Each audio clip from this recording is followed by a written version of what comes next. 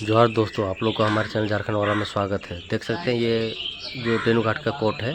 यहाँ पे गिरिडीह लोकसभा के अंतर्गत नावाडीह प्रखंड के जो सक्रिय सदस्य हैं जेवीकेएस के, उन पर जो ये आरोप लगाया गया था कि ये जो आचार संहिता का उल्लंघन कर रहे हैं, तो उसी बीच ये आपस में बातचीत करके ये कोर्ट में गए और जाके वकील से बातचीत किए। और कुछ वकीलों से मिलने के बाद ये अपना हलफनामा लिए और कोर्ट में गए। उसके बाद पता चला कि उनका बेल हो गया है और ये लोग बेल लेके वापस आ चुके हैं। देख सकते हैं आप लोग, ये कोर्ट से बाहर आ रहे हैं। और उसके बाद आइए इनसे सुनते हैं। देख सकते हैं इधर स्वागत हो रहा है उनका। ये जो है संजय महतो जी, इन्हीं पर केस हुआ था। तो आइए इनसे कुछ बातचीत करते हैं, संजय महतो जी से, जिन पर केस हुआ था। तो संजय महतो जी, आप बोलिए क्या हुआ था मामला यहाँ पे जिस पे केस किया गया था आप लोग पर। देखिए, हम लोग नावाडीह प्रखंड में टाइगर जयराम दा का प्रोग्राम कर रहे थे। क्योंकि अभी आचार संहिता लग गया है तो हम लोग विथ परमिशन प्रोग्राम कर रहे थे।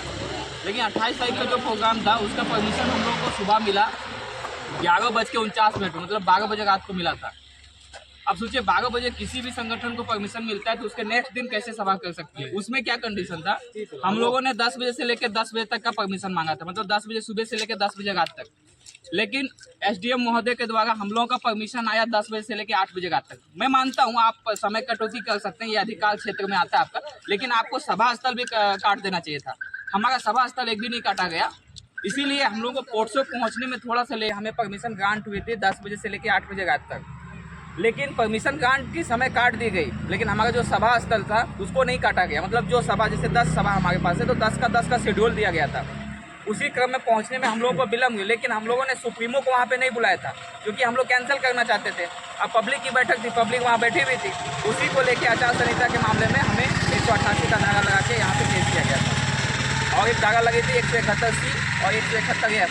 तो जज साहब ने बोला कि 171 तो फालतू लगा हुआ है, इसको तो निरस्त करते हैं। 188 केवल लगा है, वो कुछ दिनों में बोले कि केस ये डिसमिस हो जाएगा। ये अनलीगल है क्योंकि आपने 10 बजे से लेकर 10 बजे तक का परमिशन मांगा है। तो आप वहाँ जो प्रोग्राम कर रहे थे, किस प्रकार के प्रोग्राम कर रहे थे आप? जनता के बीच में राजनीतिक को लेके गए थे या फिर सामाजिक के लेके गए थे, या कुछ आप लोग का कुछ तो होगा, मैटर होगा? देखिए, हम लोग अभी जन जागरूकता को लेके जा रहे हैं और जेबीकेएस सभी समिति है वो बता रही है कि वोट कैसे देना है। अभी हमारा कल ही प्रत्याशी का घोषणा हुआ है कि हम लोग जेबीकेएस की ओर से, जेएलकेएम की ओर से टाइगर जयराम महतो जी गिरिडीह लोकसभा से लोकसभा के प्रत्याशी होंगे। तो उस समय तो हम लोग ये बागबली जा रहे थे कि जन जागरूकता के लिए। उस समय हमारा प्रत्याशी घोषित नहीं हुआ था गिरिडीह से लेके। लेकिन हम लोग प्रोटोकॉल सीखने का प्रयास कर रहे थे कि प्रोटोकॉल एक्चुअल में क्या होता है, किस तरह से परेशान किया जा सकता है। क्योंकि हम लोग का मेन गोल तो अभी लोकसभा है ही, साथ में विधानसभा में हम लोग को पूरा जोर से अटैक करना है। तो इसीलिए प्रोटोकॉल को जितना अच्छा से सीख सकते हैं हम लोग सीखने का प्रयास कर रहे थे। उसी बीच में हम लोगों के बीच में ये आचार संहिता के केस डाला गया। तो अभी जिस क्षेत्र में आप लोग सभा कर रहे थे, वो वहाँ के लोगों ने विरोध किया या फिर कोई अधिकारी आप लोग को इस चीज को मैंने रोक लगाया कि नहीं, आप लोग ये जो उल्लंघन कर रहे हैं, इस चीज का जांच कौन किया? देखिए, ये आप भी जानते हैं पार्टी पॉलिटिक्स में कि जब तक कोई गांव के लोग नहीं कंप्लेन करते हैं तब तक कंप्लेन होता नहीं। अधिकारी इतने फुर्सत में नहीं होते हैं कि आप सभा कहाँ कर रहे हैं, कितने बजे तक कर रहे हैं, उसको देखते रहे, मॉनिटरिंग करते रहे। इतनी फुर्सत में नहीं होती है। ये हम गारंटी नहीं कर सकते हैं कि कौन किन्होंने कंप्लेन किया है। लेकिन हाँ, जो चुनाव आयोग का फास्टैग जो दल होता है, उड़नदस्ता करके जो दल होता है, उसके वही हमें जेबीकेएस के लड़कों को पक्का पक्की टारगेट किया जाता है और इंटरनली खोज खोज के टारगेट किया जाता है कि किसको टारगेट किया जाए। ठीक है, हम जेबीकेएस में हमें कोई जानता भी नहीं था, लेकिन मेरे नाम पे एफआईआर हुआ। और ये सही आपने बोला कि अदर पार्टियों के नहीं होते, क्योंकि सीओ बीडीओ जो आचार संहिता में जो आगो होते हैं, ये लोगों की कैपेसिटी है ही नहीं उन लोगों को केस करने की। क्योंकि ये जैसे उनके ऊपर बोलेंगे ना, ये सभी आचार संहिता का जो नियम है सब उल्टा पढ़ा देंगे उनको। तो उन लोगों की बस की बात नहीं है। अब देख, हमें एक तो मानना पड़ेगा यदि उनका कहना सही है। 9:30 बजे रात तक हम लोग सभा किए, मानना पड़ेगा उनको। 9:30 बजे तक ग्रामीण बैठे हुए थे। ये तो उनको भी सोचना पड़ेगा ना कि किस रूप में ग्रामीण को हम लोग बैठ के रहते हैं, ग्रामीण कितना आदर देते हैं। वैसे ग्रामीणों को हम लोग छोड़ भी नहीं सकते हैं, ये भी मानना पड़ेगा। जबकि हम लोग 10 बजे से पार नहीं किए। उड़नदस्ता का जो केस है उसमें फाइल किया गया कि 9:30 बजे तक सभा हुआ है। हम लोगों ने 10 बजे तक परमिशन मांगा था, उन्होंने 8 ही बजे तक परमिशन दिया। अब ठीक है, 8 बजे तक परमिशन दिया, आपको सभा स्थल कैंसिल कर देना चाहिए था कि आपको पोर्टसो नहीं जाना है। हम लोग नहीं जाते, लेकिन सभा स्थल कैंसिल नहीं किया। हम लोग घोषणा कर दिए सभा स्थल का, समय नहीं मिला हम लोगों को। दृष्टि से आप लोग वहाँ के लोगों के रुझान किस तरफ ज्यादा है आप लोग? देखिए, ये लोगों से ही आपको पूछना चाहिए क्योंकि आप लोग मीडिया प्रभागी लोग हैं।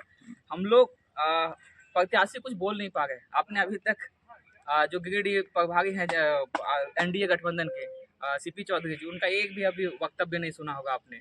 आपने सुना इंडिया गठबंधन का मथुरा प्रसाद महतो जी, उन्होंने क्या बोला, जनता जिसको जिताएगी, मतलब वो हार मान चुके हैं, ठीक है। और किन्हीं का वक्तव्य आ ही नहीं रहा, बोले क्या तो बोल रहे हैं कि आने तो दीजिए कम से कम, तब ना हम पूछें कि मेरे गांव में आपने क्या किया है। इसके डर से कोई वक्तव्य नहीं दे रहे, बस अपना जो पार्टी प्रोटोकॉल है उसके तहत बिना परमिशन का मीटिंग होते जा रहा है। हम लोग जब मीटिंग के लिए सीओ को पूछते हैं कि वहाँ पे मीटिंग चल रहा है, आप क्या कर रहे हैं, आपके पास लिखित आवेदन है, मुझे कोई जानकारी नहीं। और केस करने बोलते क्या उलझते हो, ऐसा नहीं हो सकता ना। एक पार्टी के लिए आप सीधे FIR डाल देते हैं और एक पार्टी के लिए आपके पास लिखित आवेदन भी नहीं आता है कि हम परमिशन लिए कि नहीं लिए।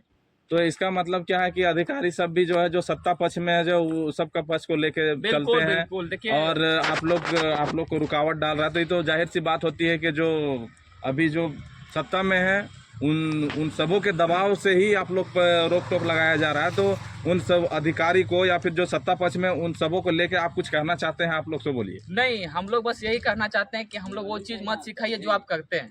हम लोग एक नया परिवर्तन लाना चाहते हैं, ठीक है। हमें उस रूप में, उस पाइप में मत धकेलिए जहाँ पे आपने जो प्रोटोकॉल फॉलो करा था उसको हम लोग फॉलो करने में मजबूर हो जाए। हम लोग एक नया सिस्टम बिल्ड करना चाहते हैं, नया परिवेश देना चाहते हैं राजनीतिक में, इसलिए हम लोग उस मानसिकता में जा ही नहीं सकते हैं कौन पार्टी बिना परमिशन का कर रहा है, नहीं का। हमें क्या प्रोटोकॉल फॉलो करना है, हम लोग वो सीखना चाहते हैं। फिर भी हम लोगों ने अपने जो सुप्रीमो है उसको नहीं बुलाए थे, लेकिन फिर भी हमारे नाम पे, आवेदनकर्ता के नाम पे केस किया गया। तो ये इसीलिए आज हम लोग बेल लेने आए थे और बेल ग्रांट हुआ है। हम बहुत बहुत धन्यवाद देना चाहेंगे जज साहब का कि उस केस में सुने। जगजीराम महतो जिंदाबाद, जिंदाबाद जिंदाबाद, जेबी केसेस जिंदाबाद, जिंदाबाद जिंदाबाद। गिरिडीह का सांसद कैसा हो, जगजीराम महतो जैसा हो। बहुत बहुत धन्यवाद। खीरा खाओ जयराम।